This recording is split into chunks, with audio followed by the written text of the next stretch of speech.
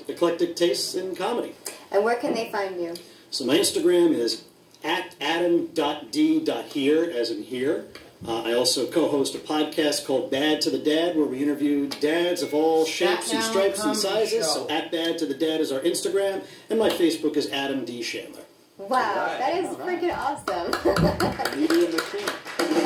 You gotta market, right? You gotta run yourself like a business. Yes. Exactly. You got a set for us today? I think I can put something together in a few minutes. Okay, we'll do it. Adam D. Chandler.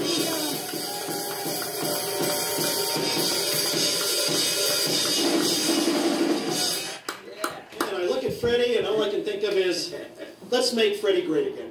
I like that. Well, if I knew there were going to be so many people here, I would have brought my t-shirt cannon.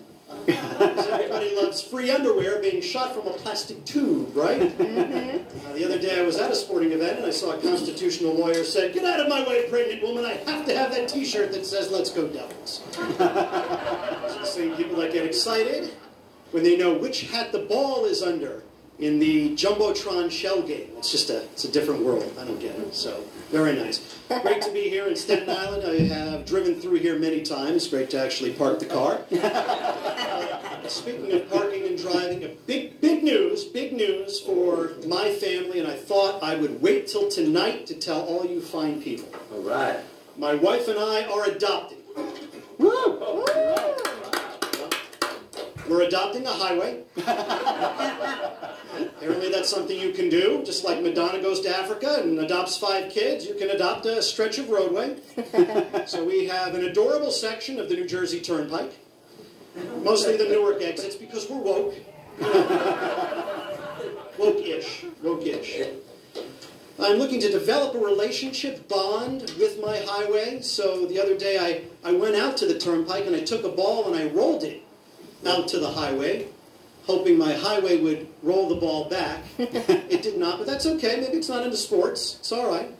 But as I was rolling my ball out into the highway, people were honking and screaming at me, saying, "Stop throwing crap out into the highway." And I said, maybe you just don't understand the bond that an adoptive father needs to have with his highway. They'll learn. They'll learn. Very excited about developing this relationship with my highway. I'm just a little nervous because I feel like when my highway turns 18, it's going to want to meet its biological highway. I don't know if I can handle that kind of trauma.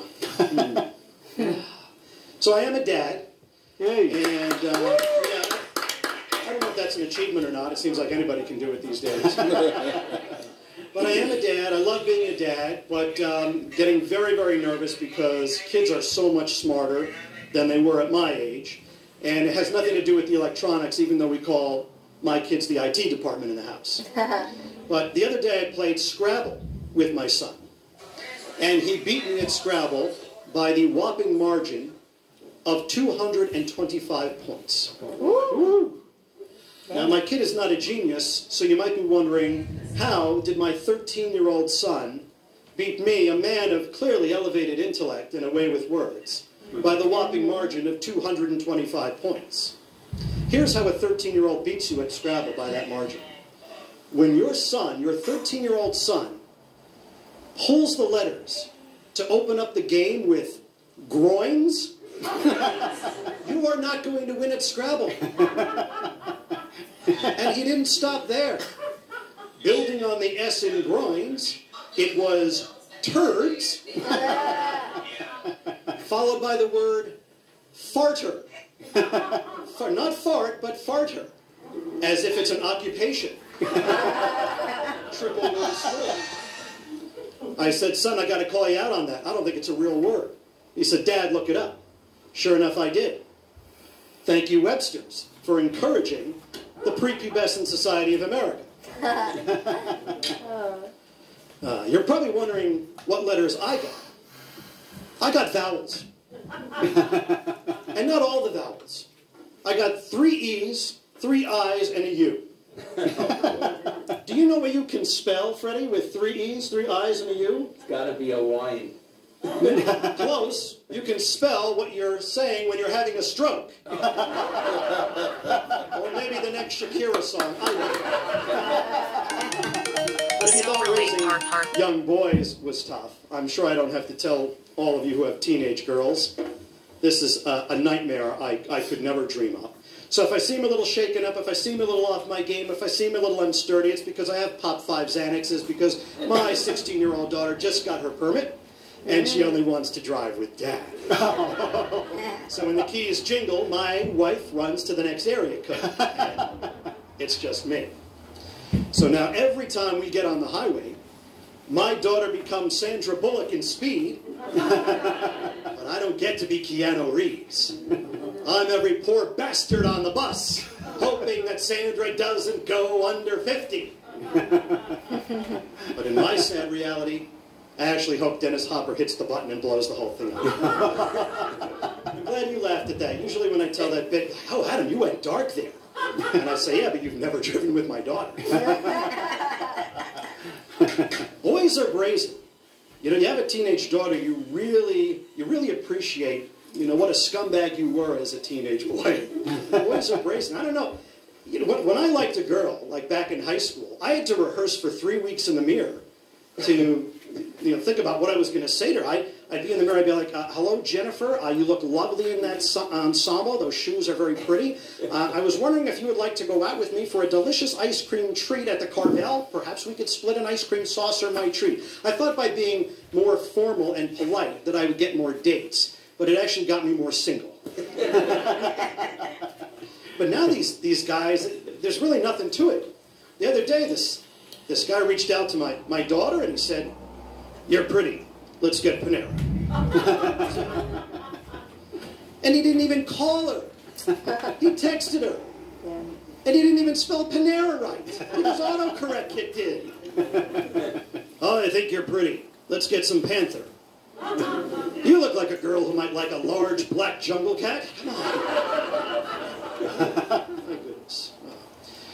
So I know you're all probably wondering, what's it like being named Adam D. Chandler when there's a comedian who does this whole thing perfectly well named Adam Chandler? You've heard of him. I'll tell you what it's like. It is like being the prophet, Jesus H. Christ, during the time of that other guy. But you know what? I think there's enough miracles to go around. You had Jesus, you had the Jesus. Sorry, we'll start with him. You had the Jesus who would turn water into wine. And then you had Jesus H. Christ, who would turn water into an effervescent lemon lime soda. That was something for everyone. You had the Jesus who would give sight to the blind and help the limp walk. And then you had Jesus H. Christ, who just wanted to cure male pattern balding. A miracle for everyone. Folks, you've been great. My name is Adam D. Chandler. Thank you.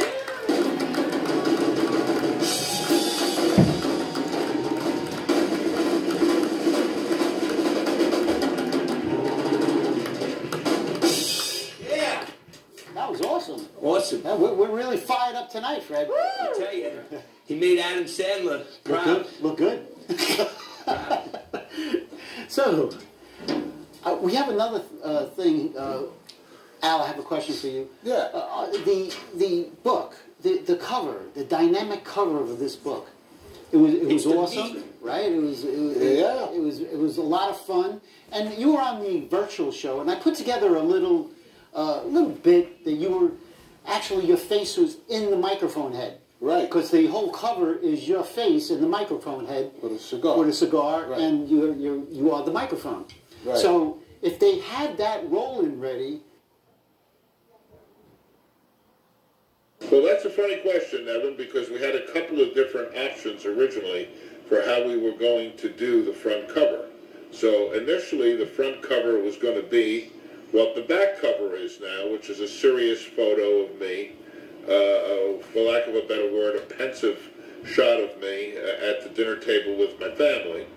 And then we decided to switch it to something a little funnier, since it is a book about my career in stand-up comedy. So Drew Tessier, who produces a great comedy festival at my club and a monthly gay show at the Broadway Comedy Club, and is a great and very talented graphic artist, came up with the design. He also wound up designing the cover for my wife's soon-to-be-released book as well. So he came up with something that incorporated my signature cigar, which I usually smoke, as well as comedy, the microphone head, and my picture. And it came out, and a lot of people loved it, and that's really how it got started.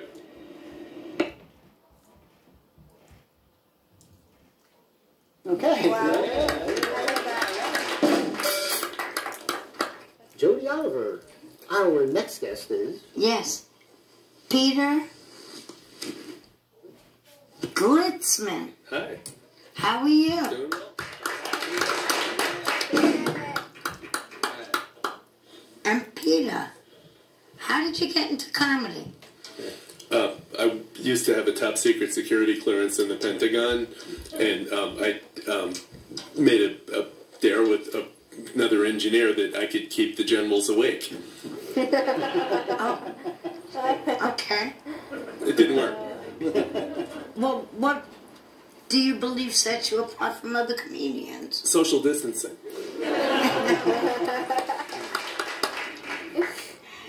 And while you were performing, did you have any funny bloopers? Other than silence. Well, crickets. What's your favorite comedy TV show? Monty Python's Flying Circus. Yeah. And where can we find you on Facebook or? Yeah, Facebook, LinkedIn. I have my own website. I'm on Instagram, Glissworks. Glissworks. My ex-wife's lawyer. Any shows coming up?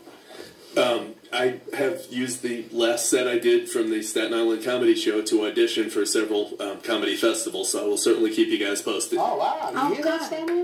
Wow. And do you have a set for us? I do.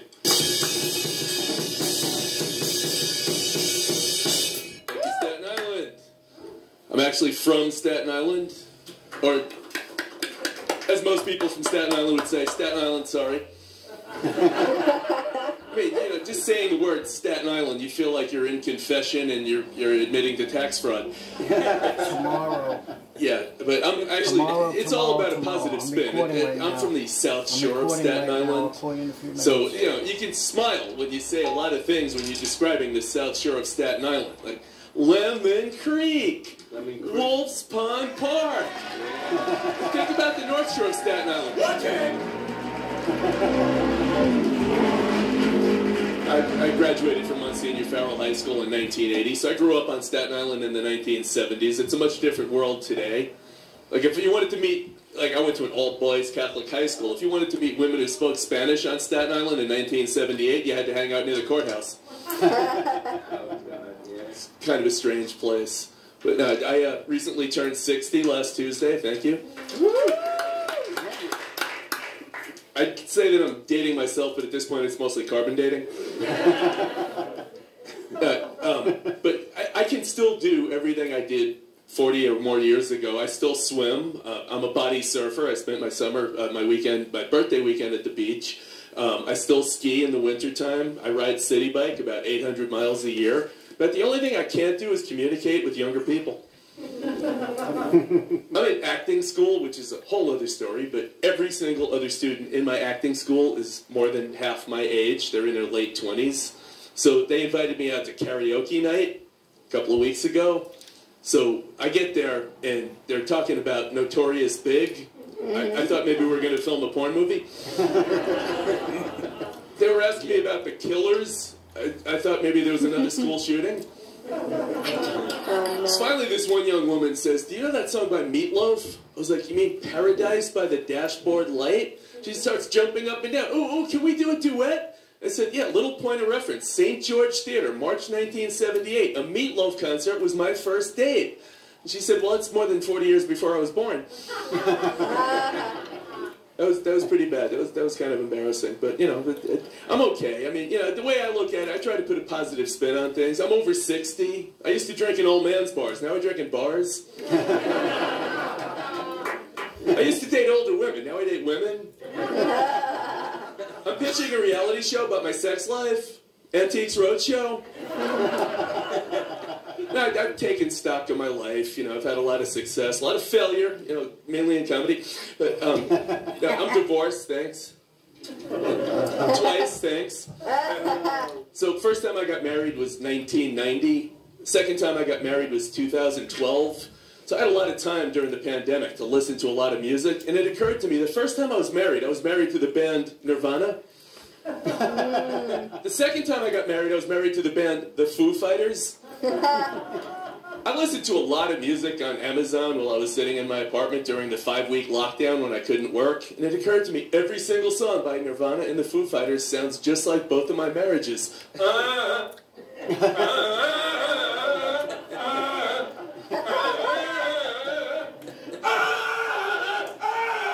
Guitar solo. Take away the guitar solos. That's both of my marriages. My second ex-wife heard me do that set. She called me up. She said, "It didn't sound like that." Yes, it did. She said, "Well, you know, I didn't really want to be your trophy wife. I wanted to be a partner." Why? Dave Grohl was the drummer in Nirvana. He's the leader of the Foo Fighters. He had a partner in Nirvana named Kurt Cobain. You know what he did? He put a gun to his stomach and pulled the trigger. Dave Grohl had a partner in the Foo Fighters named Taylor Hawkins. He was the drummer. You know what he did? He died of a drug overdose. Partnership is not all it's cracked up to be. This is what I'm going to say about relationships. If you're going to, well, don't be in a relationship. If you're going to be in a relationship, don't get married. If you're going to get married, don't have kids. And if you have kids, make sure they're criminals. Have you ever heard of a reform school shooting? Maybe I just overthink these things. I'm an engineer. I've always been an engineer. I thought about becoming a mortician because I like sex. When I was a little kid, I told my parents I wanted to study anthropology. My father went apeshit. In graduate school, I took a course in evolution. I felt like a fish out of water. So I went to Catholic school for 12 years, also known as atheist prep. You guys know about Catholics? You touch yourself, you're going to hell. You touch little boys, you're going to Boston. Oh, man. Catholics are big on funerals. Personally, I'm going to get cremated. I like to think outside the box. Catholics like pain. You know how much Catholics like pain? They took the Bible and they added more chapters. So I'm a failed actor, thanks. I don't take direction well. I was at a commercial audition. This casting director says, "Can you be a little more Catholic?" I forgave him. There's a problem with acting. There's the craft of acting, and there's the business of acting. And when you're at school for the craft of acting, you just spend a lot of time making friends that talk about something they can't do, which is act. When you're at school for the business of acting, you hear people talk about things that they don't do, which is earn a living as an actor. But I think I'm starting to get the hang of it after 24 years of attempting to do this. Have you guys seen a demonstration of the craft of acting? Now, o'er the one-half world, nature seems dead, and wicked dreams abuse the curtain's sleep. Witchcraft celebrates pale Hecate's offerings, and withered murder, alarmed by his sentinel, the wolf, whose howls is watched thus with his stealthy pace, with Tarquin's ravaging strides moves like a ghost. You want to see the business of acting? My wife gets my Viagra from Uber Eats.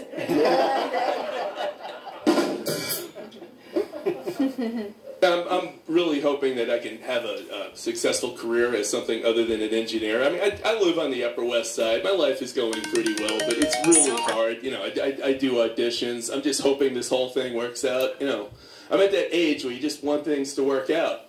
Yeah. Right? So I won't be getting married a third time. No, growing up on Staten Island was difficult because I had to take over my parents' house, and they were pack rats, and they lived together over 60 years. Then my dad passed away. My mother was in a nursing home, so I had to take over their house, and I start to clean out the things, and I know we got to sell my parents' house. I get in my parents' basement. First thing I saw was 4,000 tote bags. I cleaned them out. You know what I found underneath? 4,000 more tote bags.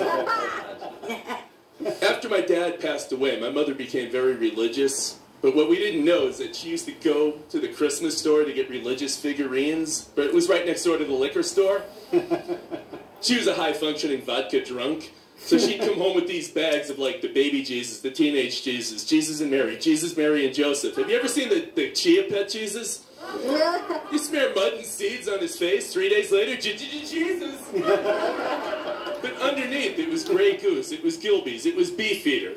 So it was so weird when I finally got to the point of, I was looking for my dad's ashes, and there was a cardboard box right next to my mother's bed that said, religious figurines. And right next to it was this other cardboard box that says, Dad's ashes. I opened them both up, and they both had empty bottles of vodka.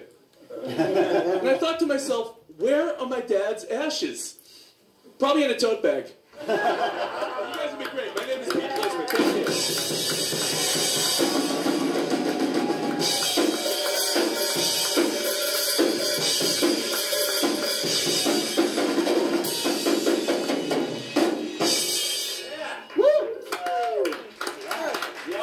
Something out. It's like a bowling alley. They're knocking down those pins. Knock them down.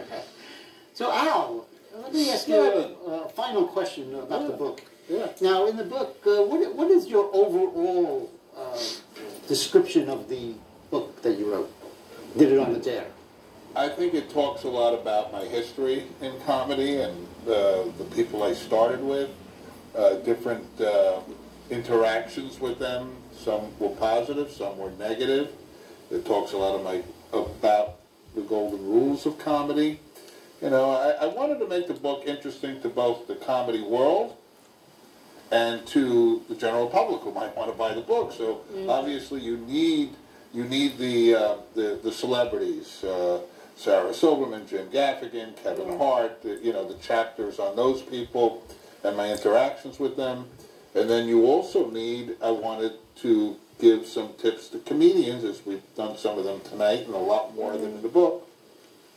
Oh, good. So Try to walk that little line. Right. So if you get the book, for inspiring comedians, this is very good. It's good. Yeah, I think it's, you can take all the comedy classes in the world. You could take all the lessons you want.